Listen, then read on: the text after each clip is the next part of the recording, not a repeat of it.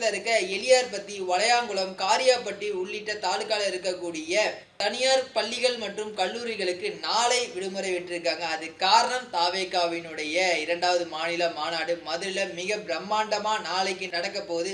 இதுக்கான பணிகள் எல்லாமே ரொம்ப சிறப்பா தாவேகா தொண்டர்கள் பண்ணிட்டு வராங்க. இந்த நிலையில பல இடங்கள்ல பேனர்ஸ் வச்சிருக்காங்க, கொடிக்கம்பல் நட்டிருக்காங்க. அந்த மதுரை மாநகரமே ஒரு திருவிழா போல காட்சி அளிக்கிறதா மக்கள் சொல்லியிருக்காங்க.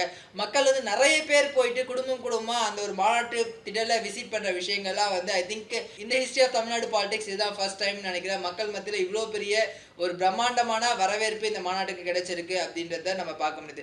இன்னொரு பக்கம் பார்த்தீங்கன்னா 100 அடி கொடிக்கம்பம் நட போறாங்க. அதை விஜய் நாளைக்கு கொடியேற்ற போறாரு அப்படின்ற மாதிரியான தகவல்கள்லாம் வந்துருந்துச்சு.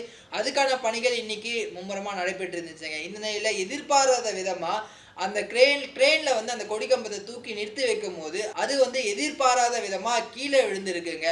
அது ஒரு கார் மேல நொறுங்கி இருக்கு. அந்த காரே ஃபுல்லா டேமேஜ் ஆயிருக்குங்க. நல்ல வேளை யாருக்கும் எந்த அடியும் படலை. இது அங்க இருந்தவங்க என்ன சொல்றாங்க அப்படின்னா, தாவேகாவினர் அது சரியா மாட்டாமலே அந்த போல்ட்ஸ்லாம் சரியா மாட்டாமலே போயிட்டதால தான் இந்த விபத்து நடந்திருக்கு அப்படின்ற மாதிரியான தகவல்கள் சொல்றாங்க. இது ஒரு பக்கம் இருந்தாலும் கூட இதுக்கு ஏதாச்சும் அரேஞ்ச்மெண்ட் தாவேகாவினர் பண்ண போறாங்களா, இல்ல நாளைக்கு விஜய் கொடியேற்ற மாட்டாரா அப்படின்றதான் இப்போ ஒரு மிகப்பெரிய பரபரப்பா இருக்கு. இதனால விஜயனுடைய தாய் தந்தை எஸ்.ஏ. சந்திரசேகர், சோபா அம்மா 2 பேருமே மதுரை வந்திருக்காங்க. விஜயும் மதுரைக்கு வந்துட்டு இருக்கதா ஒரு தகவல் இருக்கு.